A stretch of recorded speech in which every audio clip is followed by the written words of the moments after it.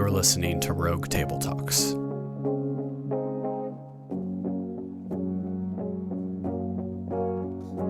Here's Mike.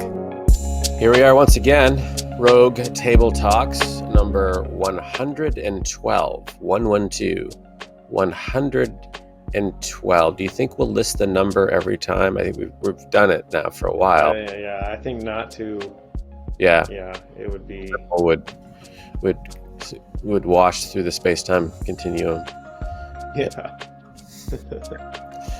So we are. But what happens when we reach like RTT 845? Right. What does happen? I don't know. What does happen? I don't know. It's a good question. Yeah. Will we have exhausted all the conversations? Right. Will it still be me and you? I don't even know how long that'll be from now. Yeah. We'll be talking about dark energy or something, or some weird something going on. But we are still talking about stories in the big story. We talked about sacrifice, talked about redemption, and we're going to talk about love. Mm-hmm. Yes, love stories.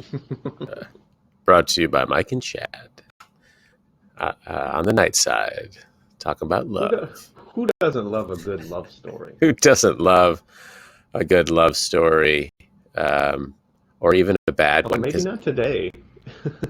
Maybe not today. Yes, Yeah. Maybe not today. Some people may not love a good love story. So let's maybe start with, everyone loves a good love story. Lots of people love sort of bad, cheesy love stories too. Mm-hmm. Right? So why is that? So, I did, I think a couple episodes ago, maybe I might have trashed Hallmark Movies when I talked about sacrifice. Is that a thing I did? I might have. I know that's within me. No, I didn't get an email. I did get a little conversation, which was a good question. Is yes, that's true. They're not a full picture but they're not trying to be. They're not trying to be a full picture of sacrificial love. And lots of people seem drawn to them. And why is that? And I think that's a good question. Why is that?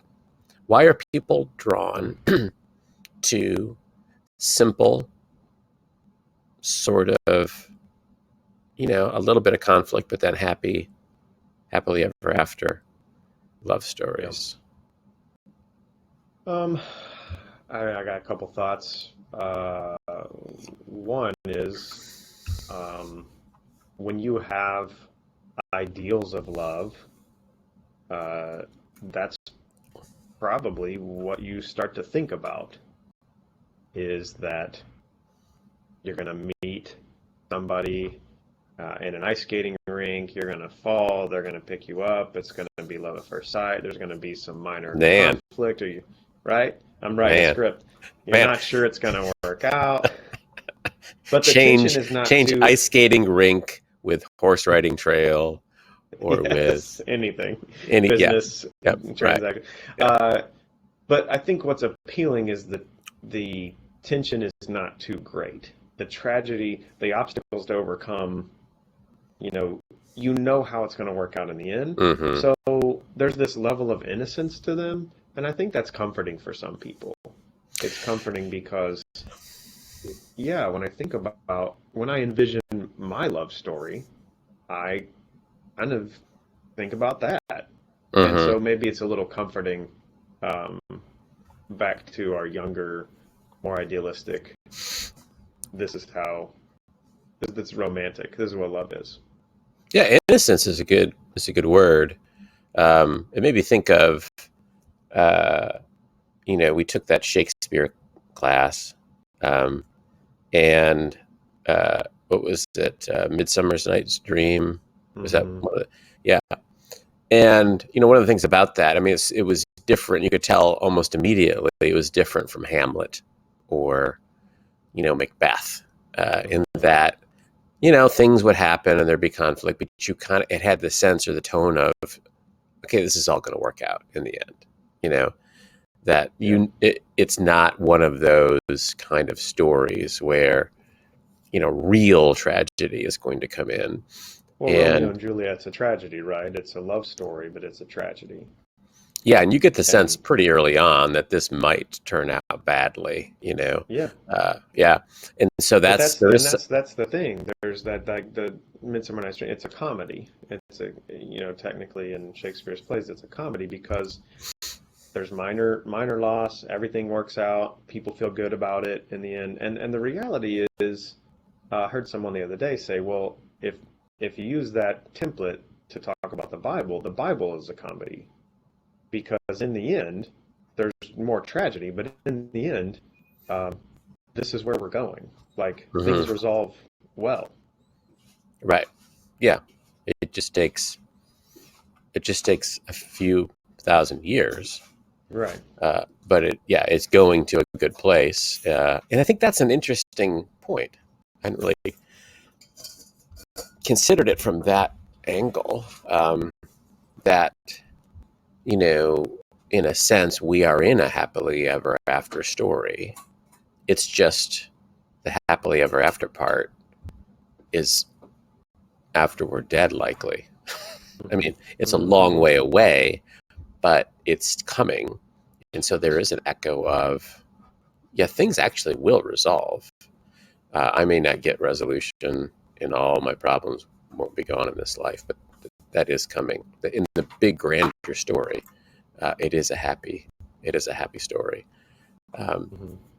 so maybe that's why uh, those stories are attractive and people like them. Um, let's kind of slide off that a little bit and then to say, so what are other good love stories? What makes a good love story? What makes it? Uh, what are good love stories and why are they good? Or not just in the Hallmark kind of good, but in a fuller, bigger sense, even. Yeah, Or what makes usually bad for, ones? well, I tend to think bad ones are easy, easy ones. There has to be some type of sacrifice or driving or pursuit. Like, just even in real life, we have friends back in St. Louis that, this guy fell in love with this girl, and he literally asked her out 5 times, and she rejected him 4 times. No, we're not going to go out. We're gonna go out. And now they're married and have 3 kids. And so, that tension that creates is Mm, what makes a good love story. Like, hey, I like you. Do you want to go out? Yes, we'll go out. It is like, okay, well, that's kind of boring. Like, there has to be some type of cost, mm, sacrifice, like, show the value of it. Like, this is really mhm. valuable to me, and here's what I'm willing to do to get it. Whether that's, even in movies or story, I'm going to go against my parents' wishes, right? Like, this Right, is forbidden love. right, I'm royalty, and here is a member of right. the working class, and Romeo and that's Juliet. attractive to us, though. Yeah, Yeah, right, right. Against against all all. odds. Yeah, yeah, yeah. There's some difficulty, conflict. Uh, you know, some test, quest, some sort of something that goes into. Um, there's Well, all go ahead. did you ever watch A Walk to Remember? I did. I'm trying to remember it now. She is So sick, right? she's sick, and he is the father's a preacher, and it's a really good love story. I think she's sick, father's a preacher.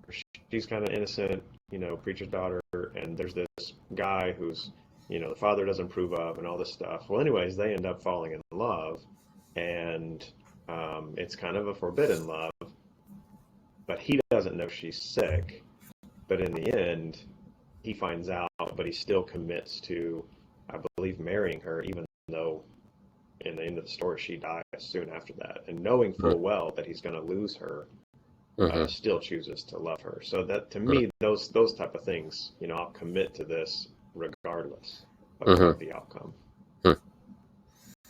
Yeah, even though it might on the surface seem like a bad deal. Uh, um, so a couple I thought of are a little older, maybe, are more familiar to some. Pride and Prejudice, I think, is in a way, it's more than a love story, but it's a good love story in that there are, again, they're real characters. You kind of, the characters are not two dimensional. They're more fuller characters. In a sense, his prejudice because she's not of the upper class, her pride because she's not of the upper class. There's a real sense that they may not get together, Mm-hmm. and all of that gets overcome. And, in a sense, both have to overcome their own obstacles, that they put up against a relationship with this person. Little Women is somewhat similar in that, again, it's more than a love story, but there are, over a long period of time, struggles with relationships and how they're formed and who, and it's not a simple two-dimensional. It does seem to sort of work out to some degree, but it's not it's not just a happily ever after, everything's wonderful. There's a realism to that as well. I was thinking Shrek. Mm-hmm. I like that. How come? Well, I mean, I can't totally. It came to my mind, but then I can't totally remember all the details. Where like, is she? What's her deal? So she's a princess, Yeah, but she it's funny, and now I can't remember. She's cursed, so at nighttime right, she turns into an ogre. an ogre, right? So she Right. turns into the monster. She falls in love with the monster, the ogre. Yes. So again, there's this sense. Now, obviously, it's it's not the kind of movie where you think there's going to be. It's not Romeo and Juliet. But it does remind me, yeah, it does remind me of there's some theme there, Beauty and the Beast, which is a more obvious theme. Oh yeah, yeah, yeah. And she doesn't love the Beast, but he's going to have to fall in love in order to be transformed, and he thinks it's not going to happen, so there's all this fear and doubt and despair, and then she actually starts to fall in love with him, and that changes. So I can't. I was looking for this quote. I can't remember who said it, but it's basically to love someone is to change. To love someone perfectly is to change many times. And how that story plays about is the love story of Beauty and the Beast is she begins to change. And she begins to change and starts to see him in a different light and to accept him in all of his beastliness, which is obviously a metaphor for our own monster, if you will, and to be loved and known, including that we have this sinful nature inside of us, is actually what brings about his strength. Mm. Even fits with the message of redemption is we are the beast, so to speak. God is the beauty, and he loves us. He doesn't change, but he loves us in knowing all of our, monstrosities. That's good.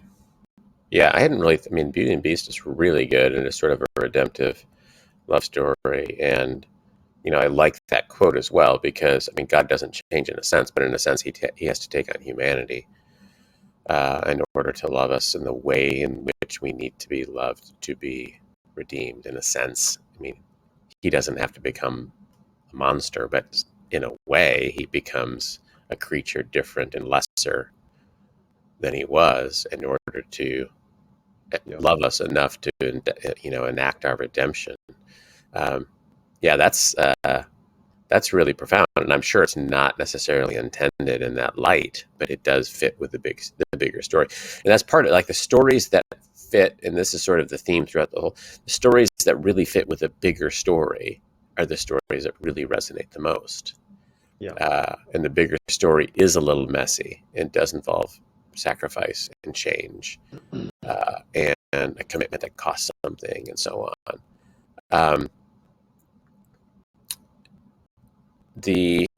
Somebody reminded me of the Beautiful Mind, and I don't know if you remember that movie.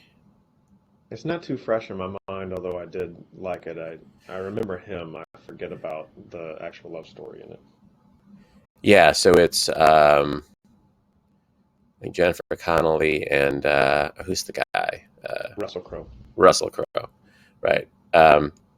And it's a real, there's a real corresponding couple, not just two actors. But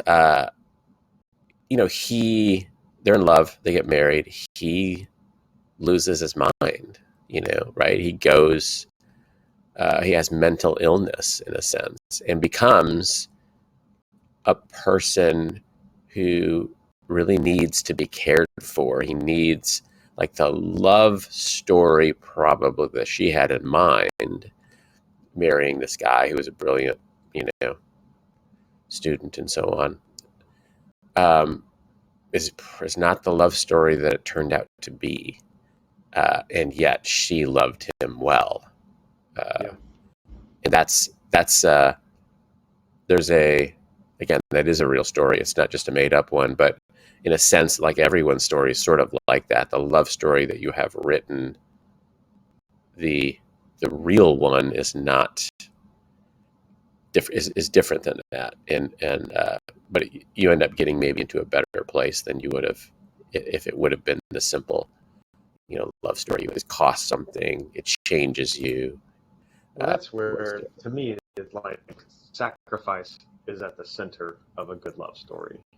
For Belle to run away from the beast and say, that's over. And even there, she sacrifices herself for her father. Or, in The Beautiful Mind, for her to say, well, you're mentally unstable or ill. This is not beneficial for me. I'm going to leave. Most everybody looks at that and thinks, okay, I can understand, but that's not an appealing love story. The appealing love story is, I'm sacrificial, or I sacrifice my own needs and my own wants for the sake of committing to this other person. I think there's a true story. So our undergrad, Columbia International, I think is the founding president or the second one, his son, his wife developed dementia later on, to the point of she would walk. They had a house on campus. She would walk out of the house barefoot, looking for him, walking for hours, bloodying her feet, all sorts of things, forgetting who she was, forgetting him, and essentially he cared for her. He stepped down from his responsibilities to care for her, stayed on campus, and there was a short book written called A Promise Kept. I even think there's a small film on it, but it was essentially he committed to loving her even though she was losing her mind and forgetting everything, and she ended up passing. But to me, that's the driver. Is we love good love stories if they involve some form of sacrifice, self-sacrifice. Yeah, and I think that's part of that theme, that love stories that really match the big story we're in involve a commitment. The love involves a commitment where you don't know how it's going to turn out, and in sickness and in health. I mean, that's the nature of the vows, that even though it's going to turn out different than I have in my mind, to the extent that I have it in my mind, I'm committing myself to this story, to you, this person. And that's a big part of what love is. And it's sort of another movie that came to mind, which is odd because I don't know if I've thought of this movie much since I've watched it. It's a movie called 100 Days of Summer. And it's basically just, it's a relationship that was 100 days long, which, at the beginning of the relationship, and I don't remember who was in it, but at the beginning of the relationship, it just seems like this idealized, it's really, whirlwind, very romance, very, high feeling, and then it just sort of fizzles and ends. And I feel like there's a lot of that obviously that happens a lot. And at some point, what's missing is without a commitment, that's probably happens to almost every relationship. Without some, whether it's marriage. I mean, obviously, marriage is not a commitment for some people, and then people have a commitment outside of marriage. But that's the idea of marriage, is that you're committing. You're tying yourself to this person. Whatever happens, like if you get sick, if you have trouble, if you become mentally ill, if you get old, if your plans don't work out and you don't make a lot of money like you think, whatever, like all of that, come heck or high water, we're going to be together. That it really does resonate with the big true story that we're in, because Jesus ties himself to us, commits himself to us. It's this gracious, permanent commitment. That's a part of the big love story that we're in. And go ahead. I think as long as the sacrificial party doesn't grow resentful. Yeah. Right. I think that's the temptation of people are going to change. Your relationship is going to change. That person may not choose growth patterns for themselves. They may deteriorate. They may become, angry, grumpy, cynical. They may, if you're a Christian, they started they may leave the faith. You don't know how it's going to go in the end. And I think the temptation is to play the martyr. And, well, I'll stick it out, but I hate this person. And I end up resenting this person. And I don't think that's the true essence of sacrifice. I think that's playing the victim. And yes, it's hard and terrible and all those things, but at the same time, it's a lie to have the presentation of, well, this is hard for me and I'm sacrificing. But really, I'm resentful of how this worked out and who the other person is, and I'm playing the victim card here. There's probably a whole series of podcasts there. I do think that's a temptation for anybody in a relationship, because inevitably everything doesn't turn out like you would hope, and you have a choice to be, you might truly be the person called on to sacrifice in a way you didn't expect, and that may not be your doing at all, depending on the situation. And you have a choice, because that might not be your choice, but responding with resentment is your choice. And part of it is just, what did I expect? Like, what did I expect to get out of this relationship? And that brings me to, do you remember it was in Mosaic? Remember the Mosaic age, that ministry to young adults, and there was this conversation that I was a part of that was, is there a perfect one for me out there?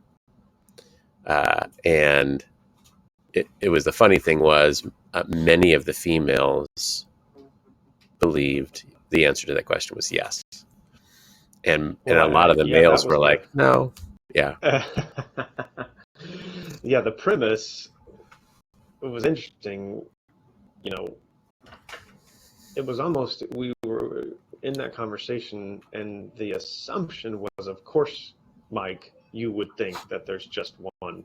And the assumption, not of, I think, of many people in the secular culture, but probably more so even in Christianity, around the conversation of God's will.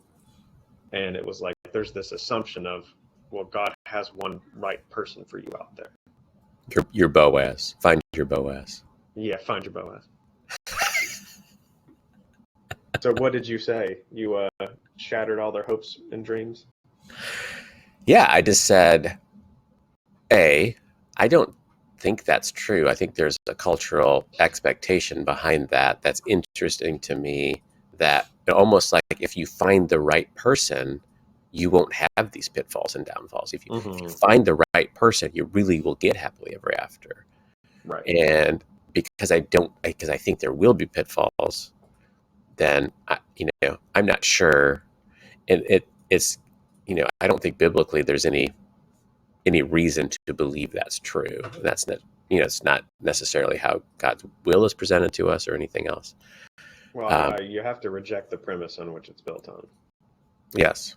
I just don't think there's any strong argument for there's one will and one person, and therefore that means it's all going to work out. I mean, if you just take other cultures, for example, that let's say it's an arranged marriage.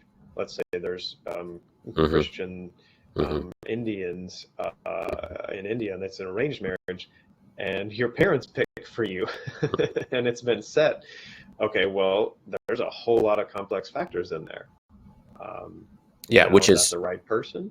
Right, which is common in many settings in the biblical world, is that you didn't get to pick your own life partner, and that sort of like seems like the biblical emphasis is you need to work on the person in the mirror. You need to be the person who can make this commitment and keep this commitment. You need to work on that. You need to work on being someone who loves well. And leave the rest in God's hands, if you will. And sometimes you're going to be disappointed, and sometimes you're going to disappoint other people. That seems to be a more realistic view of the way life really works. And that sounds less romantic, but I think the problem, it's back to this commitment thing. So once you make this commitment, it doesn't matter. Is this the right person, the wrong? It's the person you committed your life to. So you need to make that work. Right? It's not. Well, the great spoken danger is if you go in with that assumption and then you hit hard times, the temptation is, well, this wasn't the right person. I married the wrong person, right? I married the wrong person. And I think you and I are on the same page. Like, if you're married, it's the right person. That's the person. Or stop asking the question and ask a different question. Right person, wrong person. It doesn't. And that's where I just think it is. It's probably not a super helpful way to think of it. And I think part of what's behind that is this. This. I want to not have to. It's a risk. I mean, otherwise, it's just a risk. It's a sacrifice. It's a risk, and I want to avoid that. So as we're coming down the home stretch here, I do, we probably should bring a little bit of scripture into it. That, this Ephesians 5 of, this talking about Christ and the church and this loving commitment and so on. And, Paul talks about this, what it means for a man and a woman to have this loving commitment together, and the man, lays down his life and so on. And that sort of famous, passage where Paul's talking about marriage and family, and then seemingly out of nowhere he says, but I'm talking about Christ in the church. It's a mystery, but I'm talking about Christ in the church. And so we're back to the biblical pattern is not just, submission, mutual submission, laying down your life, living sacrifice, but Christ, dying for laying down his life for us is the pattern. That is almost the opposite of it's the opposite of if I get the right person, it's all going to work out. and I won't even have to die. It's the opposite of that, is commit yourself to dying, and that person becomes you're making them the right person, in a sense, because you're making yourself the right person, and you're putting yourself into that position of, I'm committing myself at pain to myself, and that's the biblical pattern, and then God takes care of my needs being met through this other person, rather than me trying to make sure, and I do think there's a sense in which that resonates with us, but it's obviously scary and painful. Yeah, and this is what, the more I get to know God, and there's a lot I don't know about God, there's a lot I won't know about God. The more I get to know God, He is the par excellence of what it means to love someone. He doesn't force you to change. He doesn't say you have to change and then I'll love you. He doesn't coerce or manipulate or pressure. It's really a sacrificial, unselfish, I accept you on the terms of the sacrifice of my son, and I bind myself to you, and you're gonna mess it up, and you're gonna make me look bad. That's expected. And yet I will covenant myself to you at great length. And it's to me, it's one of the only times circular reasoning makes sense. There's a passage in Deuteronomy, and it says, I set my love upon you because I set my love upon you. Like, there was nothing about you because I love you. Yeah. I love you because I love you. God can get away with circular reasoning, and then his patience with us, for our own sinfulness and stubbornness. It really is one of the best templates for what true love looks like. The more I get to know God. Yeah, and so love stories that resonate with that are the stories that are really helpful and instructive and beautiful. And we're very imperfect at best, imitators of his love. And I think that's this, as we're landing this plane, that a biblical, realistic view of love is a commitment on myself to another for the sake of the other, without expecting. Love, it's patient, it's kind, it keeps no record of wrongs. It doesn't make sense. I mean, it seems like a bad deal, right? And it's really hard, but yeah, it doesn't make sense. And yet, and that's really, it's an act of faith. We entrust ourselves to God's hand. He is the only one who can satisfy it. He might use another person to whom we are betrothed to bring that love to us in some way, imperfect way. And he uses us to bring that love to another in some way, in an imperfect way. But we kind of have to recognize this doesn't always make sense, and trying to make sense of it might be,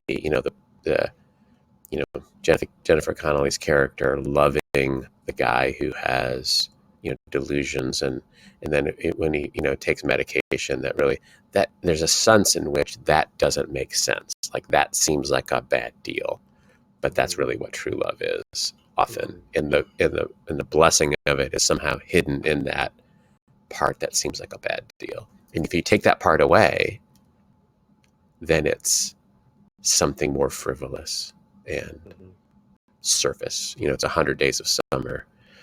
It can't make it 100 years. If it's going to make it 100 years, it's got to have this deeper part of it. And we have to become more like Christ to love well, I guess, is the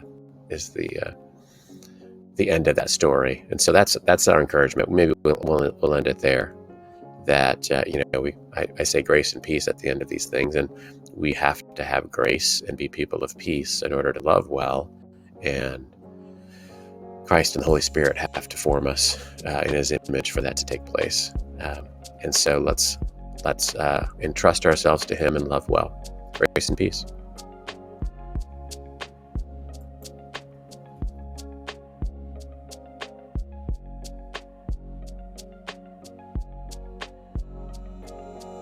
Thanks for listening to Rogue Table Talks. Be sure you're subscribed to our podcast wherever you listen and on our YouTube channel. Just search Rogue Table Talks.